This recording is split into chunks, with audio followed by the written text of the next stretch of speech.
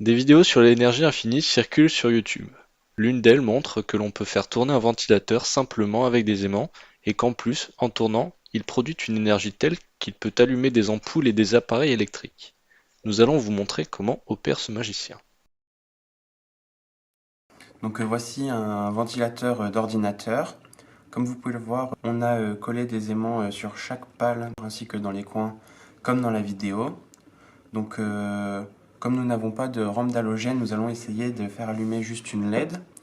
Pour cela, j'approche donc l'aimant dans le quatrième coin. On peut voir que le ventilateur se met à tourner et donc nous allons voir si notre LED s'allume.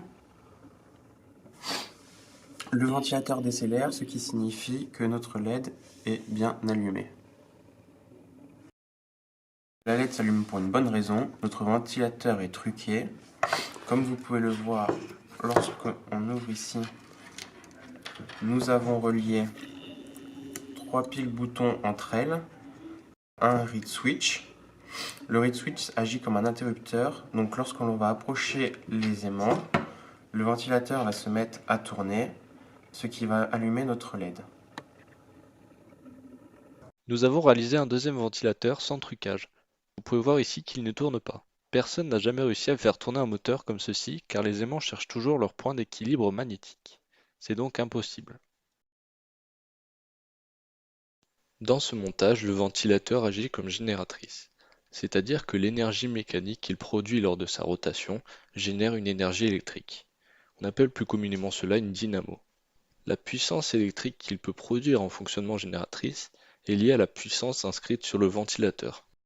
L'homme de la vidéo nous dit que l'énergie qui sort du ventilateur est en 12 volts et peut produire une énergie telle que cela alimenterait une rampe d'ampoule halogène de 500 watts et un décapeur thermique 2000 watts.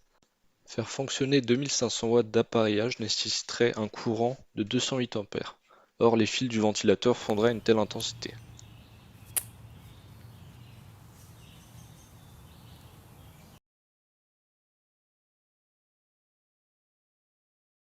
Voici le boîtier que nous allons utiliser pour les essais. Il s'agit d'un bloc d'alimentation qui transforme le 230 volts en 12 volts continu. Nous avons en sortie du bloc d'alimentation 12 volts continu.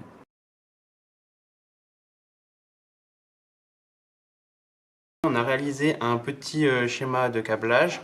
Donc l'alimentation ici va agir comme notre ventilateur qu'on va alimenter en 12 volts. 12 volts.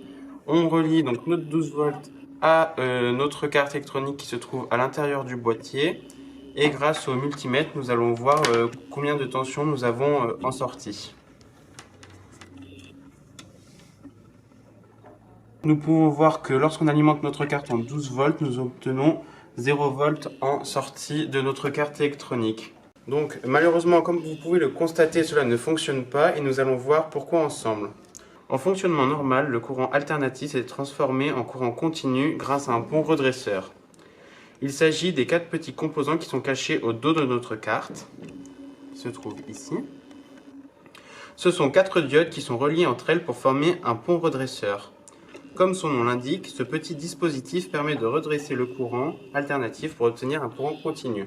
Avec ce montage, on garde que la partie positive d'un signal que l'on vient lisser avec des condensateurs. Pour pouvoir obtenir du courant alternatif avec le 12 volts continu sortant de notre ventilateur, il faudrait un onduleur. Pour conclure, vous avez pu voir que la vidéo qui explique comment alimenter des appareils électriques avec un ventilateur ne tient pas la route. En effet, il est impossible de reproduire la manipulation réalisée dans la vidéo pour les raisons suivantes. Tout d'abord, le ventilateur ne peut pas tourner avec des aimants. Le ventilateur ne pourrait jamais produire assez de puissance pour alimenter des appareils électriques.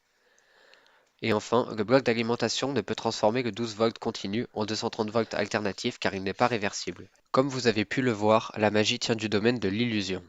Nous sommes conscients d'avoir brisé le rêve de certains d'entre vous en les privant d'une source d'énergie infinie. Cependant, vous pourrez trouver en description un lien pour créer par vous-même une éolienne de 200 watts.